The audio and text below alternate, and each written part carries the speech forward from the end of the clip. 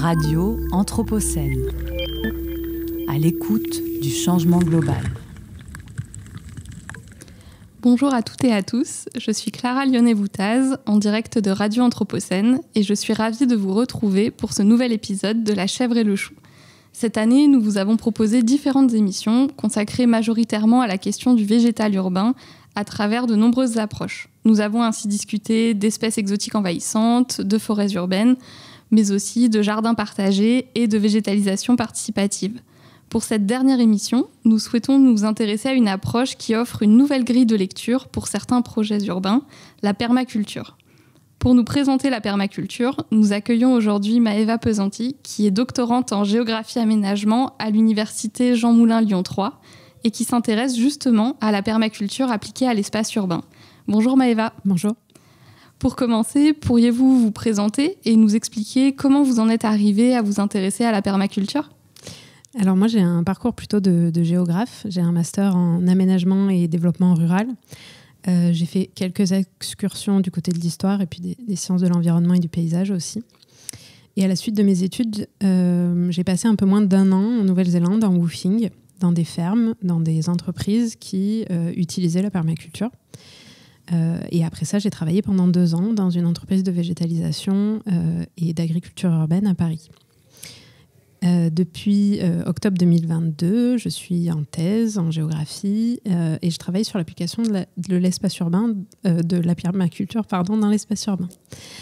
Pour l'instant, ma thèse, elle s'appelle « Vers des villes permacoles, application d'une méthode holistique à l'espace urbain, défis et opportunités ». Et la recherche de thèse, elle mêle à la fois expérimentation en recherche-action sur les projets quartiers fertiles de la métropole de Lyon. Et j'ai un volet aussi comparaison à l'international. J'ai pu faire un séjour d'études d'une petite semaine en Angleterre. J'ai aussi l'encadrement scientifique d'un groupe de travail de la plateforme POPSU sur le potentiel écologique et nourricier des sols de la métropole. Et lorsqu'on parle de permaculture, on imagine souvent un jardin qui serait cultivé sans être labouré ni désherbé, avec un paysage qui contraste avec celui des jardins à la française, très organisés, où rien ne dépasse. Pourtant, en vous écoutant, il semble que la permaculture est une approche beaucoup plus vaste que cela. Donc, est-ce que vous pourriez nous définir ce qu'est la permaculture ? Alors, en quelques mots, c'est une méthode de conception éthique. Et en plus de mots, c'est une méthode de conception éthique qui s'inspire des écosystèmes naturels, donc ce qu'on appelle le biomimétisme. Et quelle est l'histoire de cette notion ? Où est-elle née ? Comment a-t-elle évolué ? Alors le terme en lui-même, il est assez facilement traçable. Il a été inventé, formé par 2 Australiens, Bill Mollison, qui était biogéographe, et David Holmgren, qui était alors étudiant en environmental design. Et le mot valise, qui est la permaculture, il a été forgé avec les termes de permanent et agriculture. Et puis, ce terme-là a essaimé jusqu'à signifier à la fois un système de design, qu'on peut traduire par conception en français, écologique, et un mouvement international qui s'y rattache. Et le terme design, donc en anglais, il va signifier à la fois conception, mais aussi aménagement. Et donc, en général, on a du mal à le traduire, on conserve le terme anglais, d'autant que dans les formations en permaculture, il est aussi souvent traduit par le terme dessin, qui peut être écrit IN, donc qui est un peu la conception paysagère ou architecturale, et le terme aussi dessin EIN, qui va être les buts et les objectifs qu'on met dans la conception. Et donc en vous écoutant, on s'aperçoit que la permaculture est quelque chose de beaucoup plus vaste que les images qu'on pourrait avoir de prime abord. Donc qui utilise cette notion ? Est-ce qu'elle est réservée à des jardiniers et des jardinières amateurs ? Non, elle se diffuse à d'autres domaines. Après, c'est vrai qu'on observe un effet de mode sur les jardins. Donc c'est cet aspect qui est très visibilisé par des ouvrages grand public ou dans les médias, mais elle ne se limite pas à ce champ. Par contre, on observe avec la recherche de thèse que je mène une forme de mise sous silence dans d'autres sphères ou dans d'autres domaines de l'utilisation de cette notion. Et est-ce que vous avez des exemples pour amener un petit peu de concret, d'initiatives que la permaculture permet de penser ou d'étudier de façon intéressante ? Oui, alors en fait, ça a été tout l'intérêt et le challenge de la thèse, c'était de trouver des cas pratiques pour baser la recherche sur des expériences de terrain. Et puis, penser en fait des initiatives avec la permaculture, c'est vraiment le fil qui a été au cœur de la recherche-action. Mais néanmoins, en fait, je me suis assez vite rendu compte qu'en termes de permaculture urbaine, le recul d'expérience, il était assez court.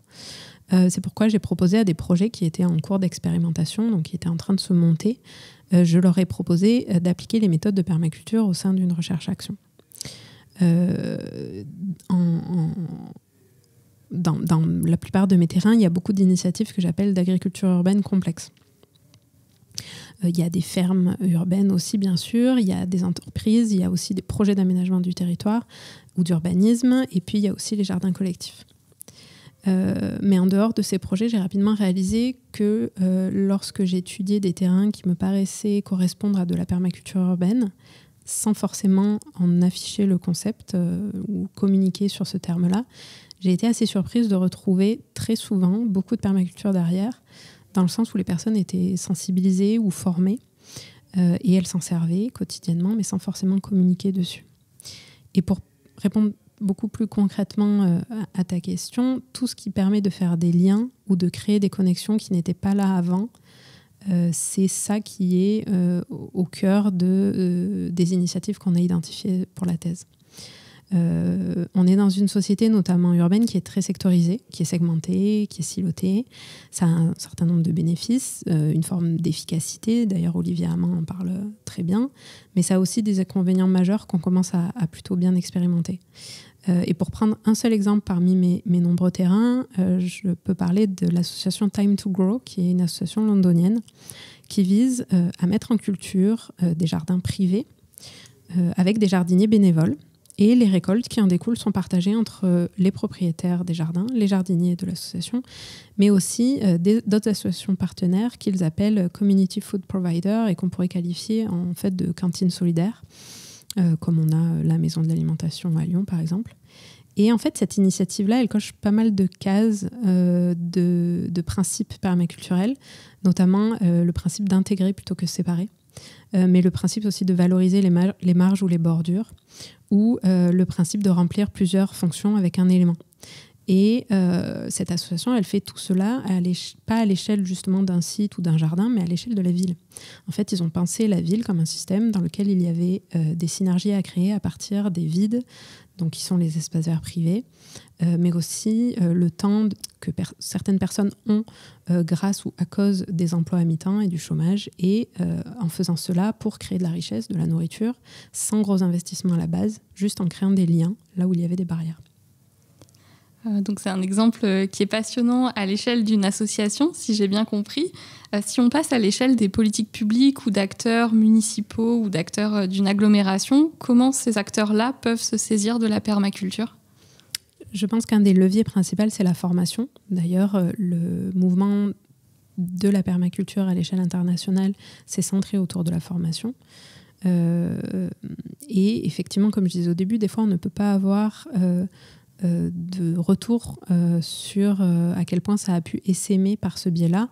En Angleterre, il y a des personnes enquêtées, des acteurs qui me confiaient qu'ils étaient formés à la permaculture, qu'ils utilisaient ce concept, que ça a imbibé en fait d'une certaine manière leur manière de concevoir leur travail, leur poste, que ce soit des postes de développeurs économiques, d'urbanistes, d'aménageurs par exemple, et qu'ils étaient persuadés qu'il y avait plein de jeunes notamment qui après allaient implémenter ces principes-là dans leur travail de tous les jours. C'est assez difficile à mesurer. L'autre volet qui peut être intéressant particulièrement pour des acteurs publics, des collectivités, ça va être de mettre en lumière des expérimentations. C'est un peu ce qui se fait avec les projets quartiers fertiles, c'est de tester sur certains sites des méthodes, des principes et de voir après pour les essaimer.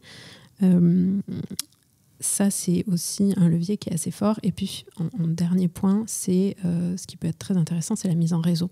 C'est de pouvoir travailler à l'échelle d'un territoire et de faire monter en compétence des réseaux autour de ces questions-là. Et donc, on comprend mieux maintenant comment cette notion se diffuse. Est-ce qu'il y a des situations où elle peut être instrumentalisée, où elle peut servir de levier pour des acteurs politiques notamment ? Alors, la permaculture, j'ai l'impression qu'elle n'a pas vraiment encore percolé dans la politique. En tout cas, pas de manière affichée, encore une fois. Je pense que la complexité de la notion, son caractère un petit peu holistique, prévient une forme de récupération. D'ailleurs, il y a certains élus qui connaissent très bien le concept et qui y adhèrent d'une certaine manière, mais ils ne vont pas s'afficher comme faisant de la permaculture. Je pense qu'il y a une crainte d'être mal perçu, d'être mal compris, car la permaculture, elle a quand même tendance à être mal perçue et mal comprise.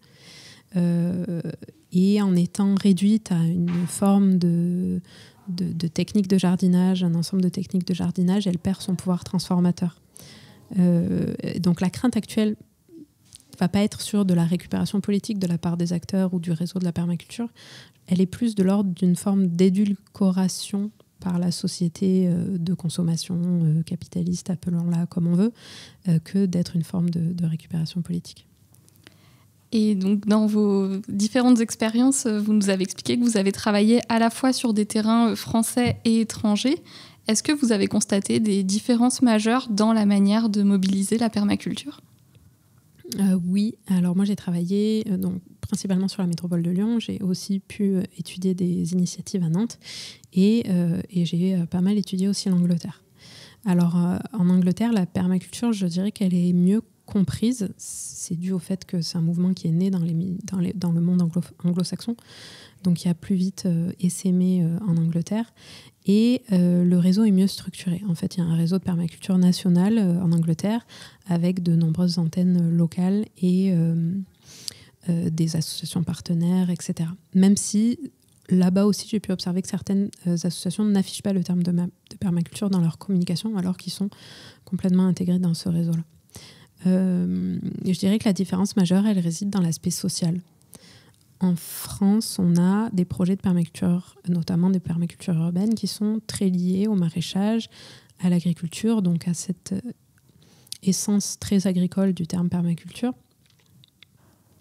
Et évidemment, il va y avoir aussi des aspects socio-économiques qui sont présents, mais en général qui sont moins fortement présents qu'en Angleterre, là où les initiatives de permaculture urbaine, d'ailleurs comme de très nombreuses autres structures associatives basées sur le travail bénévole, jouent le rôle clairement de politique sociale en offrant des services, des emplois aux populations précaires. Cette différence, en fait, elle va résulter directement, tout simplement, des contextes politico-économiques des deux pays qui diffèrent depuis notamment les années 2010 avec le choix de l'Angleterre d'avoir une très forte réduction des dépenses publiques. Et ça a été un petit peu un élément de réflexion pour la thèse, dans le sens où on avait comme hypothèse que la permaculture fonctionnait mieux avec des logiques bottom-up, donc qui partent de la base, qu'avec des logiques top-down, comme on a en France avec les projets Quartiers Fertiles, par exemple, qui sont directement financés par une agence nationale, l'ANRU. Et en fait, cette expérience du terrain anglais nous a permis aussi de reconsidérer ces questions-là, parce qu'on voit que ces initiatives de permaculture urbaine en Angleterre sont vraiment des béquilles et qu'elles font le travail de l'État. Donc c'est pas non plus la panacée. Okay. Merci pour toutes ces explications internationales et françaises. Et je voulais revenir un petit peu sur le cadre de votre travail, puisque dans votre présentation, vous vous qualifiez de votre recherche de recherche-action, terme qui n'est sans doute pas très familier à notre auditoire. Donc, est-ce que vous pouvez nous expliquer plus précisément ce dont il s'agit et en quoi cela diffère d'une recherche plus traditionnelle ? Alors, l'objectif de la recherche-action, pour moi, ça a été d'étudier en faisant. Les projets Quartiers Fertiles dont je parlais, je les ai étudiés grâce au financement de ma thèse, qui est en CIFRE, qui est financée par la métropole de Lyon. Au moment où ces projets-là étaient en train de se monter, moi, je débutais ma thèse. Donc, il y avait un enjeu à adopter une méthode de recherche dynamique qui puisse les suivre dans le temps. Il y avait aussi un enjeu à tester in situ les méthodes de la permaculture dans l'espace urbain. là où une recherche plus traditionnelle en sciences sociales serait arrivée ex post pour, disons, étudier ce qui marche et ce qui ne marche pas, par le biais d'entretiens ou de questionnaires. Là, moi, je suis arrivée auprès des acteurs en leur disant, voilà, j'ai des outils issus de la permaculture qui pourraient être utiles dans le projet. Est-ce que vous êtes partant pour les tester ? C'est un aspect gagnant-gagnant dans le sens où j'ai accès à des terrains très riches et eux ont un appui, une expertise ingénieurale sur un sujet complexe qui est en train de se monter, dont personne n'a vraiment les compétences. Donc actuellement, je fais le point avec ces acteurs pour avoir leur retour d'expérience. Vu que c'est une méthode qui est assez originale, et un des retours qui m'est fait, c'est d'avoir pu apporter un espace de réflexion sur mesure, sans pression extérieure. Les formes de soutien actuellement ingénieriales ou d'expertise, elles sont apportées par des financeurs sur ces projets-là. Donc en gros, là, la recherche-action, elle peut apporter un regard neutre, un regard extérieur. Et justement, donc vous nous avez dit que vous étiez financé en partie par la métropole de Lyon pour faire vos recherches. Donc est-ce que vous pouvez nous expliquer en quoi la permaculture peut être une aide à penser ou un outil pour des acteurs comme la métropole de Lyon ? Oui, alors en fait, la permaculture, elle offre un cadre méthodologique qui permet de concevoir des politiques publiques. Particulièrement d'aménagement, c'est particulièrement applicable à l'aménagement du territoire, mais pas seulement. Elle peut aussi s'appliquer à des organisations immatérielles, par exemple. Et ces politiques publiques, elles vont être systémiques et complexes. C'est-à-dire que la permaculture, elle a la capacité de mettre en musique des politiques existantes, entre elles, mais aussi avec le contexte du territoire et avec les acteurs qui vont pouvoir s'adapter, qui vont pouvoir être résilientes et robustes. Les politiques publiques territoriales actuelles découlent directement des organisations de nos collectivités qui sont silotées et qui donc ont du mal à faire preuve de transversalité pour répondre aux enjeux actuels. La permaculture, elle offre des principes et des méthodes qui peuvent permettre d'outiller les acteurs pour dépasser ces limites. Alors pour ça, il faut en partie les tester et les adapter, notamment à l'espace urbain, et c'est tout l'objet de ma thèse. Et est-ce que le fait d'étudier certaines initiatives par le prisme de la permaculture met en lumière des difficultés ou des changements à opérer dans les projets de nature en ville tels qu'ils existent actuellement ? Oui, on a de fait la nature en ville qui a un champ qui est transversal, qui est pluridisciplinaire. Et en fait, la difficulté réside dans la prise en compte de ce caractère systémique. Schématiquement, quand un acteur veut faire un projet urbain, disons par hasard un jardin urbain permaculturel, il va vouloir intégrer de la récupération d'eau pluviale. Il va vouloir, donc c'est les politiques de l'eau, donc photoquet au service des politiques de l'eau. Il va vouloir faire du maraîchage, pareil, c'est une politique agricole. De la biodiversité, c'est encore un autre service. De la pédagogie, donc c'est l'éducation. De la rénovation du bâti, ça va être les services de l'urbanisme. Et donc en fait, il doit toquer à de nombreuses portes pour mener à bien son projet, qui va avoir un effet très positif sur l'espace urbain, et ça, je pense que les collectivités le savent très bien. Mais voilà, il y a une adaptation des politiques publiques qui est nécessaire pour aller dans ce sens-là. Et donc pour finir, est-ce que vous auriez des conseils de ressources à lire, à visionner ou à écouter pour découvrir ou redécouvrir la permaculture aujourd'hui ? À écouter, il y a un podcast qui s'appelle Ex-Aequo de Louise Germain. Elle a fait un numéro sur la permaculture urbaine notamment. Il y a aussi à écouter le cycle de podcast de Simon Roy qui s'appelle Nouvelles voies urbaines. Après, à voir, il y a énormément de ressources en ligne, mais la dernière vidéo de la chaîne Archipel sur YouTube est assez complète là-dessus, avec Pascal Despienne de Terre Paille et compagnie. Et puis à lire, je ne peux pas ne pas mentionner l'ouvrage de David Holmgren de 2002 qui s'appelle Permaculture, principes et pistes d'action pour un mode de vie durable. C'est un petit peu une bible. Alors après, en format plus accessible et vraiment tourné vers le jardin, il y a énormément de ressources dans les librairies maintenant. Il y a même des rayons consacrés, donc je ne vais pas toutes les énumérer. Mais moi, l'ouvrage que j'aime bien, c'est La permaculture pour tous, qui a été écrit par Sepp et Margit Brunner, deux Allemands. Voilà. Et si on a envie de redécouvrir la permaculture en allant directement sur le terrain, par exemple dans le périmètre de la métropole de Lyon, est-ce que vous avez des initiatives ou des lieux à nous conseiller ? Oui, il y en a beaucoup. Alors parmi ceux qui se visitent ou qui vont offrir des activités, on a le Permalab d'Ostara qui est à Lyon-Neuf. Donc un jardin très urbain, un lieu très urbain. Un peu plus au niveau périurbain, on a Terre de Mille Pas, qui est une association à Saint-Didier au Mont-d'Or. On a aussi la ferme du 8e Cèdre à Lyon 8, qui est assez connue. Un peu plus sur le volet alimentaire, on a la halle agriculturelle à Lyon 9. On a sur le volet pédagogique le jardin du Soleil à Saint-Fond. Et puis il y a évidemment tous les jardins partagés, il y en a nombreux sur la métropole, mais de mémoire, on peut citer le jardin de l'Envol à Vénissieux, le jardin d'Yvonne ou celui des Feuillantines à Villeurbanne. Et puis après, dans d'autres initiatives, parce que là c'est quand même beaucoup des jardins ou des lieux centrés sur le volet agricole, il y a un lieu de coworking qui s'appelle la Permaculturelle à Lyon 9 de mémoire. Et puis à l'extérieur de Lyon, il y a une association qui s'appelle la Source Dorée qui propose des formations à la permaculture. C'est sur ces très riches recommandations que nous arrivons à la fin de notre émission.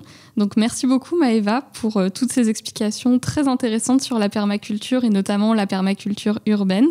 Merci à tous et à toutes de nous avoir écoutés pour ce dernier épisode de l'année de La Chèvre et le Chou. Et nous nous retrouverons l'année prochaine pour une nouvelle saison de discussion sur la nature en ville. En attendant, vous pouvez retrouver cet épisode ainsi que tous les épisodes précédents en ligne sur le site de Radio Anthropocène et sur toutes les autres plateformes d'écoute. Bon été et à bientôt.